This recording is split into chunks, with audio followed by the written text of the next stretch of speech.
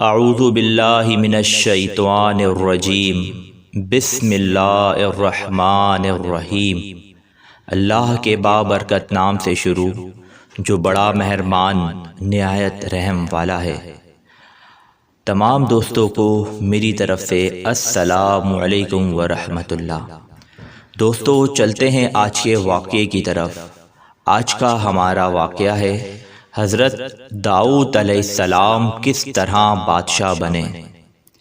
جب طالوت بنی اسرائیل کے بادشاہ بن گئے تو آپ نے بنی اسرائیل کو جہاد کے لیے تیار کیا اور ایک کافر بادشاہ جالوت سے جنگ کرنے کے لیے اپنی فوج کو لے کر میدان جنگ میں نکلے۔ جالوت بہت ہی قدیم اور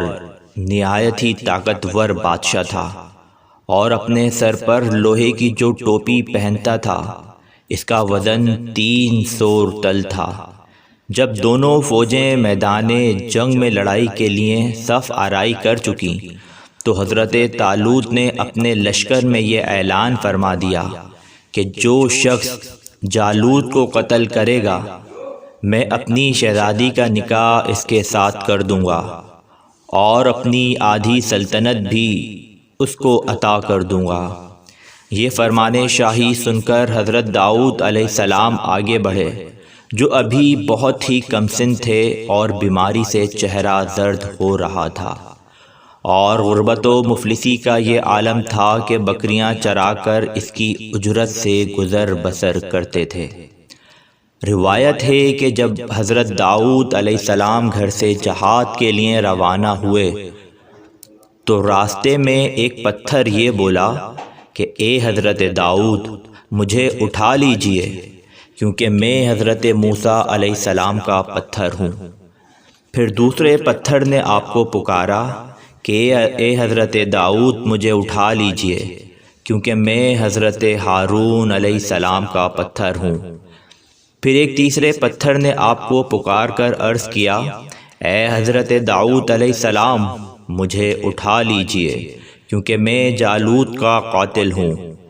آپ علیہ السلام نے تینوں پتھروں کو اٹھا کر اپنے جھولے میں رکھ لیا۔ جب جنگ شروع ہوئی تو حضرت داؤد علیہ السلام اپنی گھوپن لے کر صفوں سے آگے بڑھے اور جب جالوت پر آپ کی نظر پڑی تو آپ نے ان تینوں پتھروں کو اپنی گھوپن میں رکھ کر اور بسم اللہ پڑھ کر گھوپن سے تینوں پتھروں کو جالوت کے اوپر پھینکا اور یہ تینوں پتھر جا کر جالوت کی ناک اور کھوپڑی پر لگے اور اس کے بھیجے کو پاش پاش کر کے سر کے پیچھے سے نکل کر جالوتیوں کو لگے اور سب کے سب مقتول ہو کر گر پڑے۔ پھر حضرت داؤد علیہ السلام نے جالوت کی لاش کو گھسیٹتے ہوئے لا کر اپنے بادشاہ حضرت طالوت کے قدموں میں ڈال دیا۔ اس پر حضرت طالوت اور بنی اسرائیل بے حد خوش ہوئے۔ جالوت کے قتل ہونے سے اس کا لشکر بھاگ نکلا اور حضرت طالوت کو فتح مبین ہو گئی اور اپنے اعلان کے مطابق حضرت طالوت نے حضرت داؤد علیہ السلام کے ساتھ اپنی لڑکی کا نکاح کر دیا اور اپنی آدھی سلطنت کا ان کو سلطان بنا دیا۔ پھر پورے 40 برس کے بعد جب حضرت طالوت بادشاہ کا انتقال ہو گیا تو حضرت داؤد علیہ السلام پوری سلطنت کے بادشاہ بن گئے اور جب حضرت شمویل علیہ السلام کی وفات ہو گئی تو اللہ تعالیٰ نے حضرت داؤد علیہ السلام کو سلطنت کے ساتھ نبوت سے بھی سرفراز فرما دیا۔ آپ سے پہلے سلطنت اور نبوت دونوں اعزاز ایک ساتھ کسی نبی کو نہیں ملا تھا۔ آپ پہلے شخص ہیں کہ ان دونوں عہدوں پر فائز ہو کر 70 برس تک سلطنت اور نبوت دونوں منصبوں کے فرائض پورے کرتے رہے اور پھر آپ کے بعد آپ کے فرزند حضرت سلیمان علیہ السلام کو بھی اللہ تعالیٰ نے سلطنت اور نبوت دونوں مرتبوں سے سرفراز فرمایا۔ اس کا واقعہ کا اجمالی بیان قرآن مجید کی سورہ بقرہ میں اس طرح ہے ترجمہ کنز الایمان۔ اور قتل کیا داؤد نے جالوت کو، اور اللہ نے اسے سلطنت اور حکمت عطا فرمائی اور اسے جو چاہا سکھایا۔ حضرت داؤد علیہ السلام کا ذریعہ معاش۔ حضرت داؤد علیہ السلام نے باوجود یکا ایک عظیم سلطنت کے بادشاہ تھے، مگر ساری عمر وہ اپنے ہاتھ کی دستکاری کی کمائی سے اپنے خورد و نوش کا سامنا کرتے رہے، اور اللہ تعالیٰ نے آپ کو یہ معجزہ عطا فرمایا تھا کہ آپ لوہے کو ہاتھ میں لیتے تو وہ موم کی طرح ہو جایا کرتا تھا، اور آپ اس سے زرہیں بنایا کرتے تھے اور ان کو فروخت کر کے اس رقم کو اپنا ذریعہ معاش بنائے ہوئے تھے، اور اللہ تعالیٰ نے آپ کو پرندوں کی بولی سکھا دی تھی۔ درس ہدایت۔ حضرت طالوت کی سرگزشت کی طرح حضرت داؤد علیہ السلام کی مقدس زندگی سے یہی سبق ملتا ہے کہ اللہ تعالیٰ جب اپنا فضل و کرم فرماتا ہے تو ایک لمحے میں رائی پہاڑ اور ذرے کو آفتاب بنا دیتا ہے۔ غور کرو کہ حضرت داؤد علیہ السلام ایک کمسن لڑکے تھے اور خود نہایت ہی مفلس اور ایک غریب باپ کے بیٹے تھے، مگر اچانک اللہ تعالیٰ نے ان کو کتنے عظیم اور بڑے بڑے مراتب و درجات کے اعزاز سے سرفراز فرما دیا کہ ان کے سر پر تاج شاہی رکھ کر انہیں بادشاہ بنا دیا، اور ایک بادشاہ کی شہزادی ان کے نکاح میں آئی، اور پھر نبوت کا مرتبہ بلند انہیں عطا فرما دیا کہ اس سے بڑھ کر انسان کے لیے کوئی بلند مرتبہ ہو سکتا ہی نہیں۔ پھر اللہ تعالیٰ کی قدرت قاہرہ کا جلوہ دیکھو کہ جالوت جیسے جابر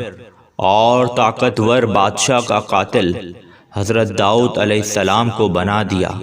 جو ایک کمسن لڑکے اور بیمار تھے، اور وہ بھی ان کے 3 پتھروں سے قتل ہوا۔ حالانکہ جالوت کے سامنے ان چھوٹے چھوٹے 3 پتھروں کی کیا حقیقت تھی، جبکہ وہ 300 رطل وزن کی فولادی ٹوپی پہنے ہوئے تھا۔ مگر حقیقت تو یہ ہے کہ اللہ اگر چاہے تو ایک چیونٹی کو ہاتھی پر غالب کر دے، اور اللہ تعالیٰ اگر چاہے تو ہاتھی ایک چیونٹی کا کچھ بھی نہیں بگاڑ سکتا۔ نمبر 2، واقعہ مذکورہ بالا میں آپ نے سنا کہ طالوت دبگری یعنی چمڑا پکانے کا پیشہ کرتے تھے یا بکریاں چراتے تھے، اور حضرت داؤد علیہ السلام بھی پہلے بکریاں چرایا کرتے تھے،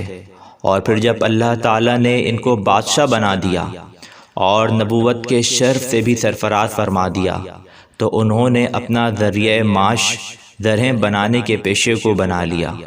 اس سے معلوم ہوا کہ رزق حلال طلب کرنے کے لیے کوئی پیشہ اختیار کرنا، خواہ وہ دبگری ہو یا چرواہی ہو یا لوہاری ہو یا کپڑا بننا ہو، الغرض کوئی پیشہ ہرگز نہ ذلیل ہے، نہ ان پیشوں کے ذریعے روزی حاصل کرنے والوں کے لیے کوئی ذلت ہے۔ جو لوگ بنکروں اور دوسرے پیشہ وروں کو محض ان کے پیشے کی بنا پر ذلیل و حقیر سمجھتے ہیں، وہ انتہائی جہالت و گمراہی کے گڑھے میں گرے ہوئے ہیں۔ رزق حلال طلب کرنے کے لیے کوئی جائز پیشہ اختیار کرنا یہ انبیاء و مرسلین اور صالحین کا مقدس طریقہ ہے، لہذا ہرگز پیشہ ور مسلمان کو حقیر و ذلیل شمار نہیں کرنا چاہیے، بلکہ حقیقت تو یہ ہے کہ پیشہ ور مسلمان ان لوگوں سے ہزاروں درجہ بہتر ہے جو سرکاری نوکریوں اور رشوتوں اور دھوکہ دہی کے ذریعے رقمیں حاصل کر کے اپنا پیٹ پالتے ہیں اور اپنے شریف ہونے کا دعویٰ کرتے ہیں۔ حالانکہ شرعاً اس سے زیادہ ذلیل کون ہوگا جس کی کمائی حلال نہ ہو یا مشتبہ ہو۔ واللہ تعالی عالم۔